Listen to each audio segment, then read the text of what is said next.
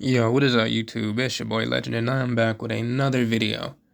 You already know what this is just by looking at the thumbnail. What if Naruto was sent to the Akame got killed universe?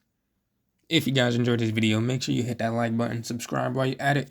The like goal for the video is going to be 7 likes. If we could get more, that would be nice. But without further ado, let's just get into this intro so we can start this what if.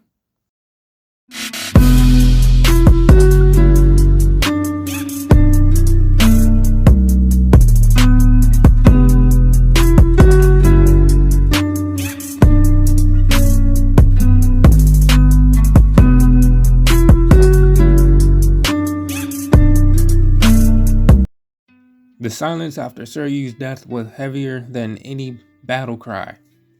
Fragments of ice still hung in the air, shimmering like brittle glass in the pale torchlight of the Jaegers hall.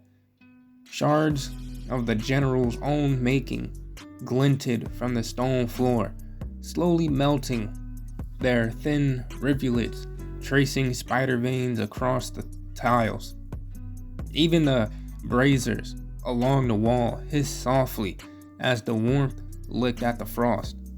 Wave, Run, and Bull stood rooted in place, eyes wide, every one of them trying and failing to process what had just unfolded before them.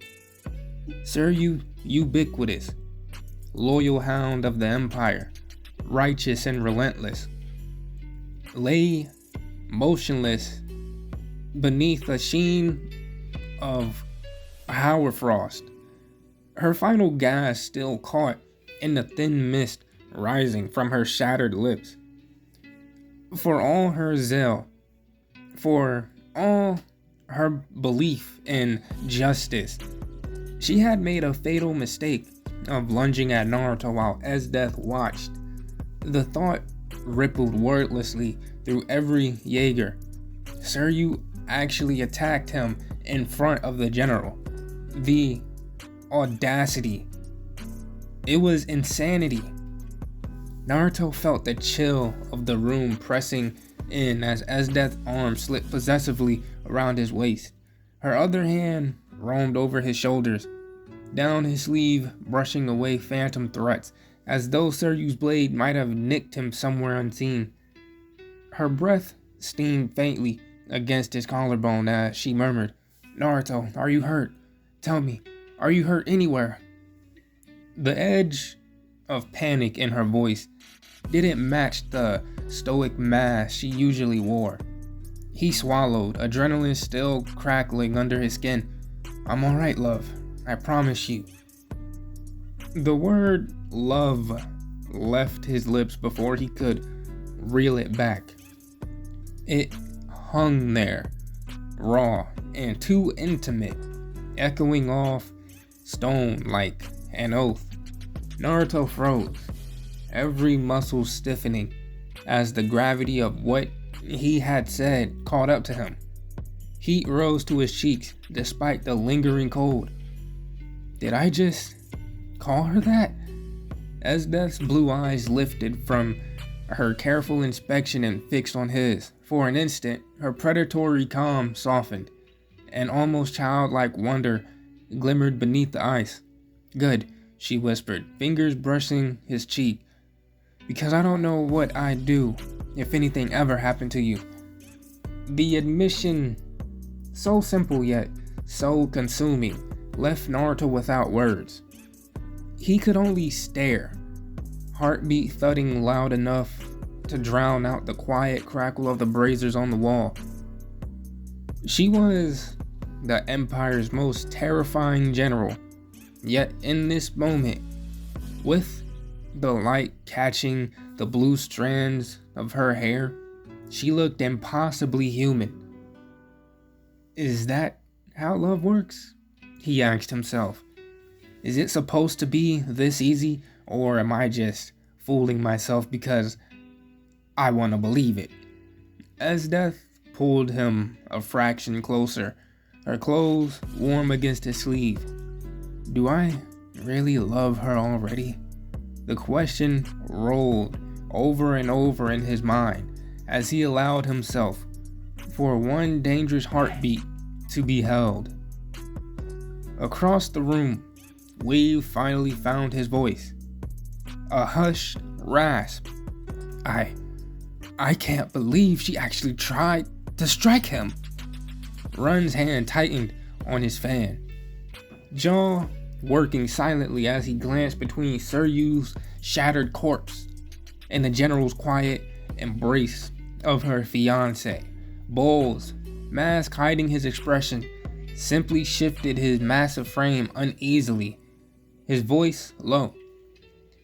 General Esdeath doesn't forgive betrayal, even from the faithful.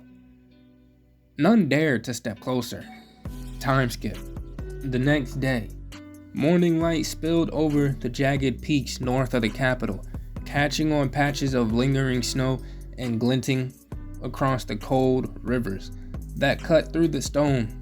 The Jaegers had marched at first light, boot crunching frost, breath fogging in the mountain air. Today's objective was straightforward. Thin out the packs of danger beasts reported to be prowling the timber slopes. Naruto walked near the front, his fingers interlaced with Esdeath's. Her grip was firm, not merely affectionate, but claiming, as though the contact tethered her to something she feared might vanish. The march was quiet, save for the whistle of wind threading through pine boughs. They paused on a narrow ridge line where the party split. Wave and Bowls veering east, Run skirting the river bend, while Naruto remained with Esdeath and Dr. Stylish and Kurame went elsewhere. From here, the valley unfurled below, a quiet of dead trees, their skeletal limbs clawing at the pale sky.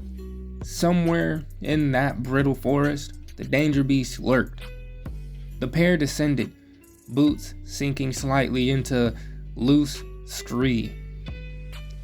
As they entered the skeletal grove, Naruto noted how each tree bore jagged teeth hidden beneath gnarled bark. When the wind sighed, the trunks seemed to creak heavily. They mimic the forest to lure prey, Esdeath said with faint amusement, loosening her rapier. A crude tactic. Stay near me.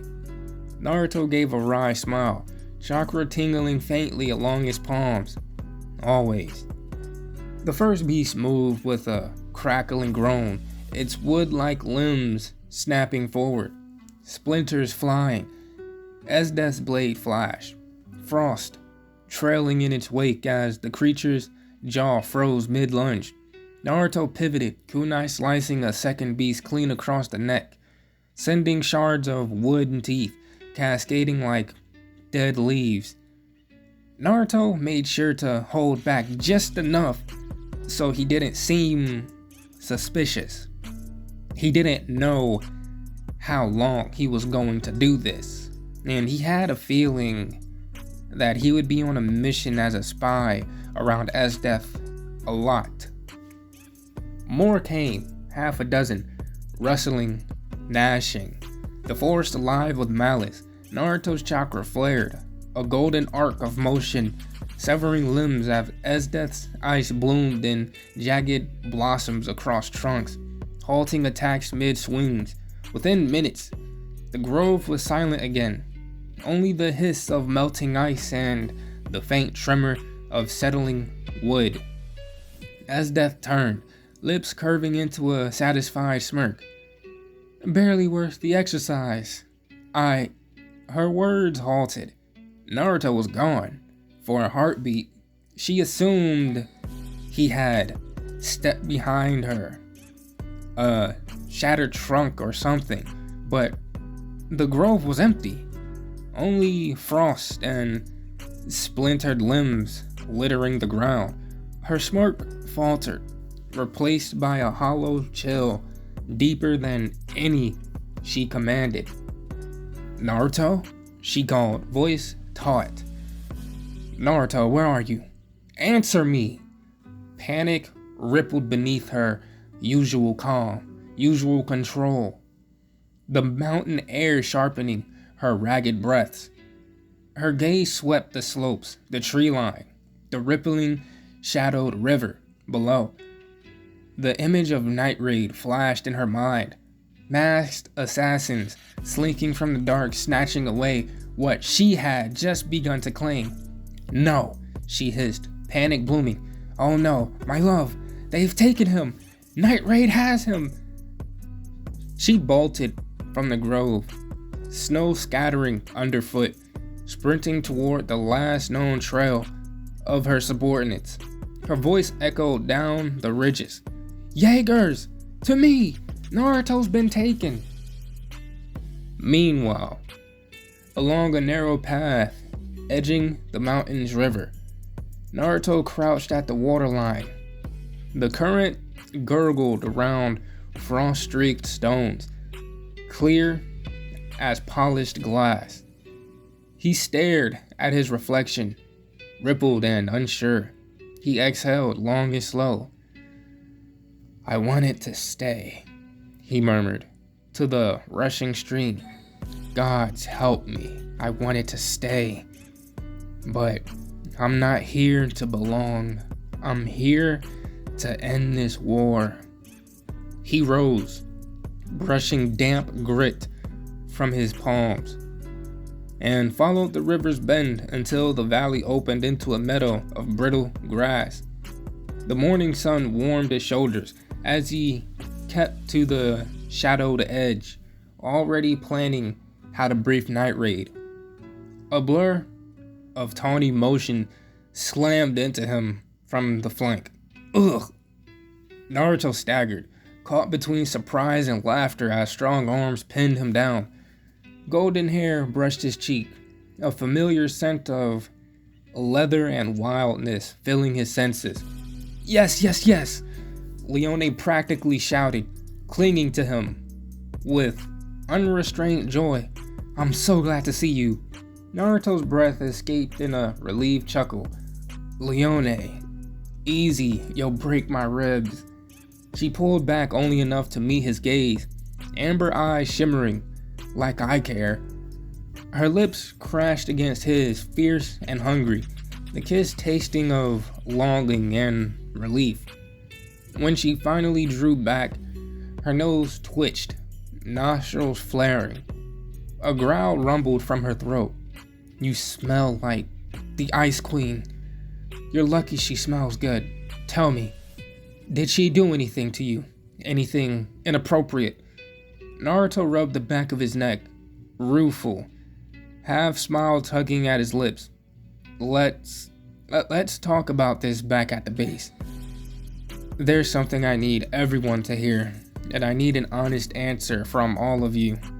Leone tilted her head, reading the weight behind his words, then simply tightened her hold on his arm.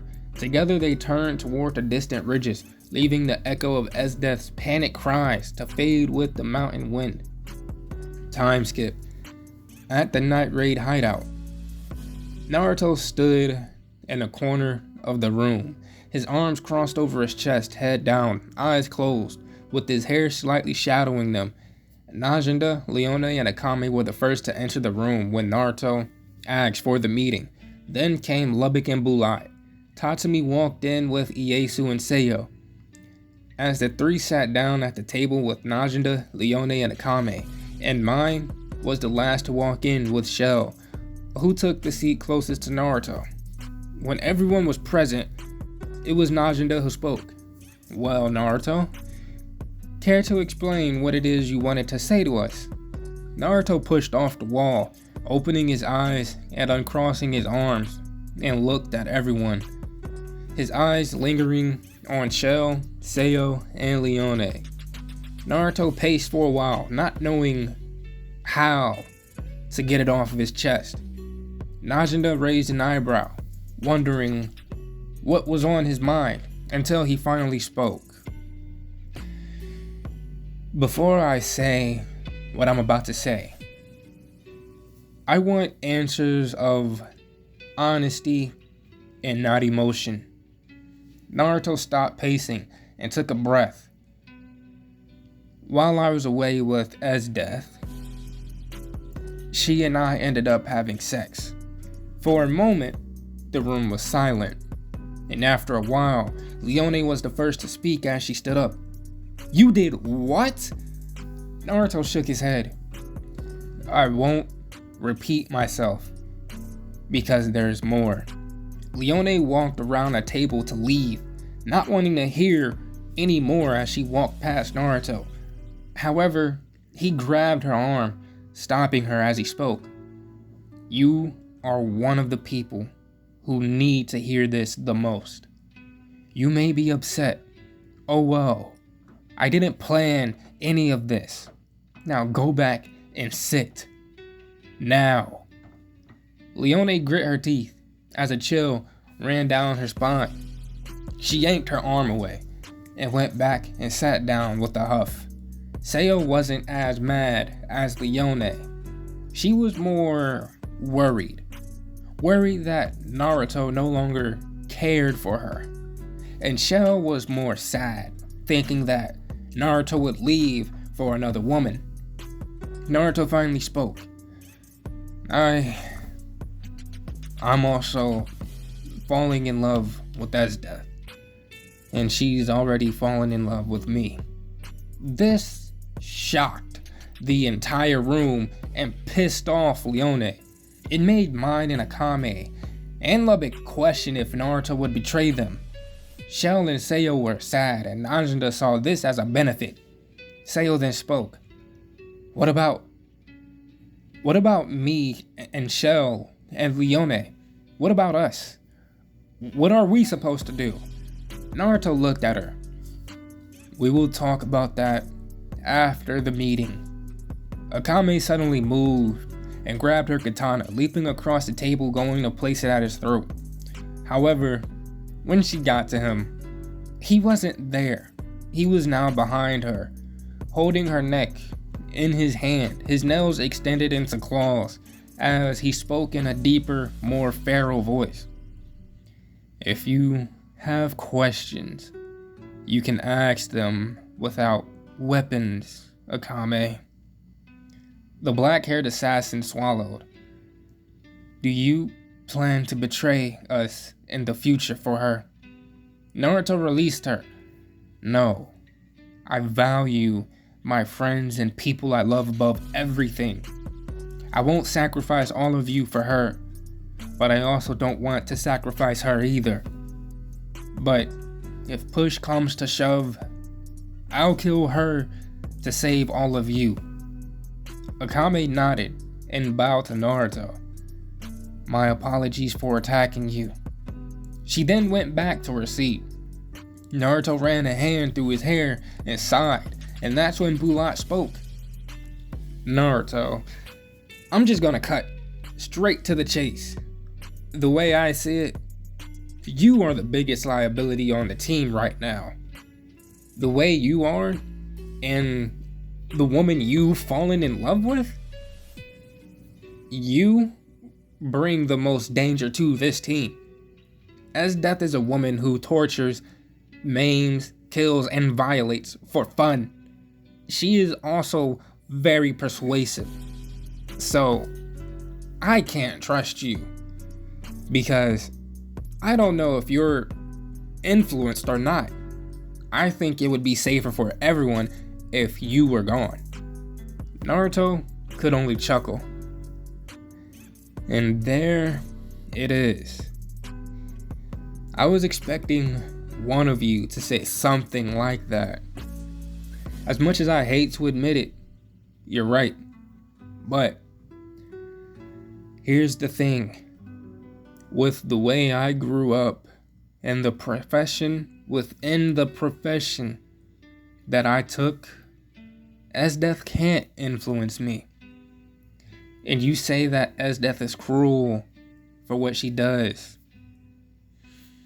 But what if I told you that compared to the things that my friends and I have done back at home, Esdeath is a saint. This sent a chill down everyone's spine, and they felt as though they needed to run. However, Naruto continued to speak. I want all of you to listen, because I know you're all curious about where I came from. It's a place called Konoha in the Elemental Nations. And long story short, I'm a shinobi. And we kill, torture, lie, steal, and seduce, all for our job. That's because that country is always in conflict with other villages within it. So what you see as cruel, I see as normal. What you see as appalling, I see as necessary. And here's another thing. I know a woman who is 10 times worse than Esdeath, and she's a friend of mine. Her name is Anko. But my point is, I've gone through brutal training before ever knowing of any of you, just so I won't be influenced. Naruto looked at all of them. They seemed to almost fear him now. They looked at him like he couldn't be trusted, like he was a threat. Naruto finally took a seat at the table. I need to speak to Sheele, Leone, and Sayo. Alone. Everyone else looked around and slowly got up and left. When it was just the four of them, Naruto sighed. None of you trust me. Sayo looked away slightly, but Sheele slowly raised her hand. I trust you. You did more for me in a week than this entire team has done for me in a year. Naruto could only laugh slightly as he spoke. Yeah. Listen, I do like all of you, but Leone cut him off. But you like Esdeath more. Or should I say, you love her. Naruto took a deep breath.